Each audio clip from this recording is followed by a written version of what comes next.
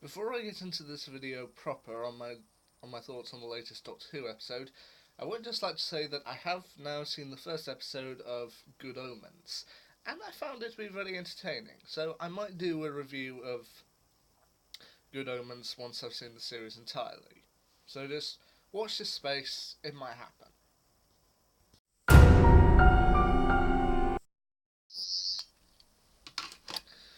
So after the fairly divisive nature of Orphan 55, we ideally needed something, a big historical romp to get us back to what Doctor Who should feel like. And I pretty much think we got it. Nikola Tesla's Night of Terror. Although, am I the only person to think that Nikola Tesla's Night of Terror sounds like a horror serial from the 50s? Kind of similar to Dr. Frankenstein's House of Horror, or something along those lines. I don't know, it just sounds to me like a horror serial from the 50s. Now, when I read online that one episode of Doctor Who Series 12 was going to focus on Nikola Tesla and Thomas Edison, my immediate thought was, oh boy, this this is going to be tricky. I felt it might divide into some kind of debate as similar to the ones that they had on the Big Bang Theory, which I did enjoy, but I didn't know if it would be right for Doctor Who. But surprisingly, they managed to do a fairly good job of it. I mean, yes, most of the episode is kind of geared around to make you feel sympathy towards Nikola Tesla, and he is ultimately the focus of the episode, but then again, they do kind of have a lot of respect with it. So, what's the story? You've got the great inventor of the 20th century, Nikola Tesla. He is just going about his day, kind of having trouble with his life, until he seemingly discovers a piece of alien technology, which is seemingly producing massive amounts of energy. And shortly after this, he and his companion run into the Doctor and her friends. The Doctor and her friends are kind of try to help Tesla out, but then they soon discover there's a lot more going on than meets the eye.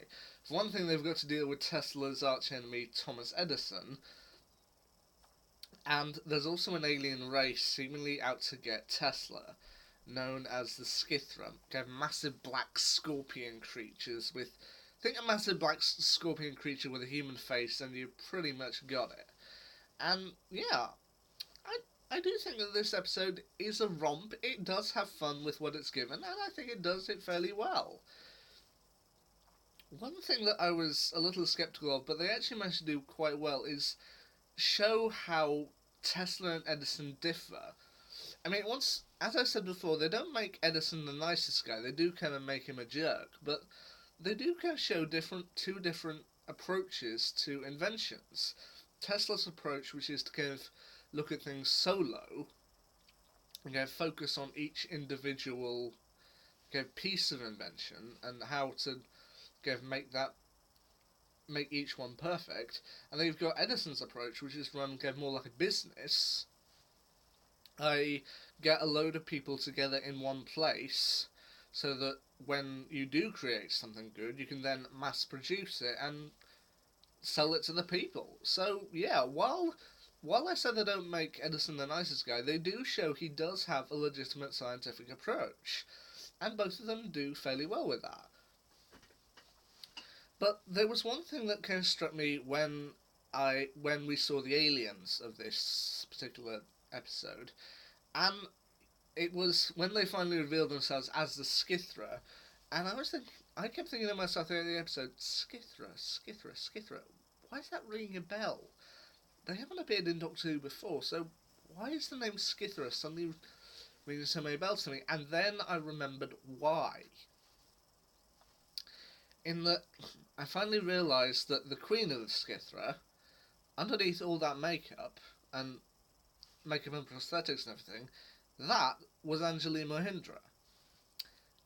And I had actually been really excited when they announced that Anjali Mohindra was going to be appearing in this particular series of Doctor Who. I didn't think she was going to appear until later. I had read online that she didn't appear until about episode 6. So to essentially realise it was her underneath all that made it pretty special to me. For those who don't know, Anjali Mohindra this is actually Anjali Mohindra's second role in the Hooniverse.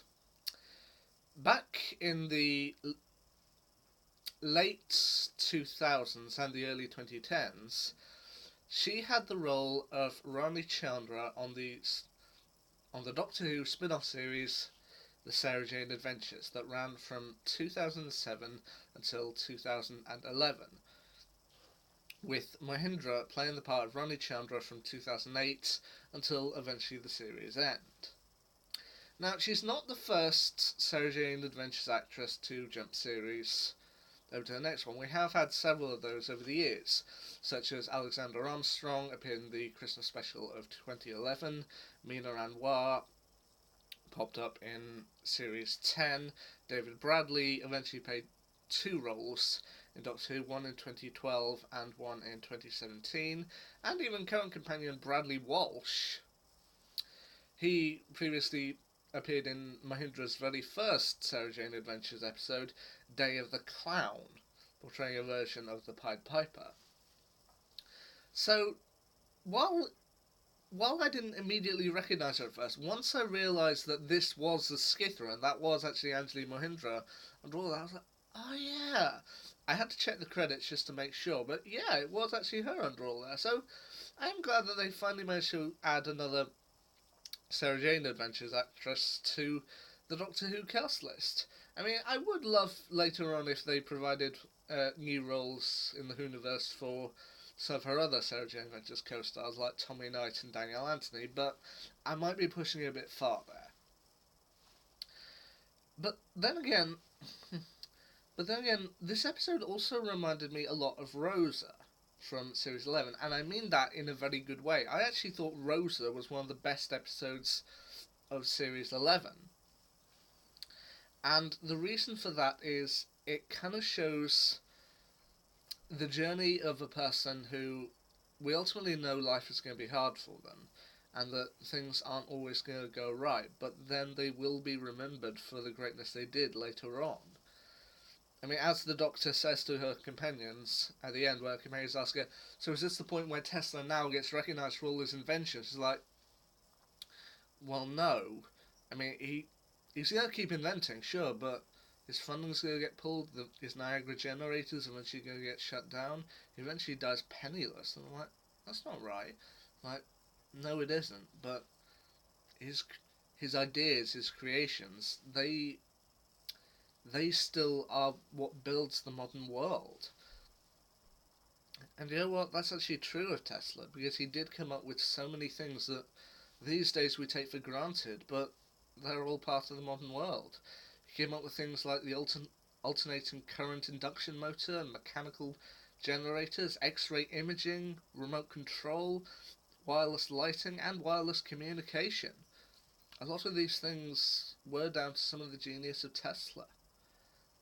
And he spent so much of his kind of time and funding working at the Wardenclyffe Tower, and that they actually managed to incorporate that into the episode when we know the fate of it. It's actually rather beautiful. So yeah, after the kind of divisiveness of Orphan 55, I felt like we really needed another historical romp to get back into things for Doctor Who, and I think Nikola Tesla's Night of Terror, that does the job for me. So you know what, Nikola Tesla's Night of Terror, I think is pretty good. I definitely place it above Orphan 55 in my Doctor Who ranking so far, but we'll see what the future brings. Anyway, next episode they've set to do Fugitive of the Jadoon. I'm looking forward to this one. Anyway, until then, see ya.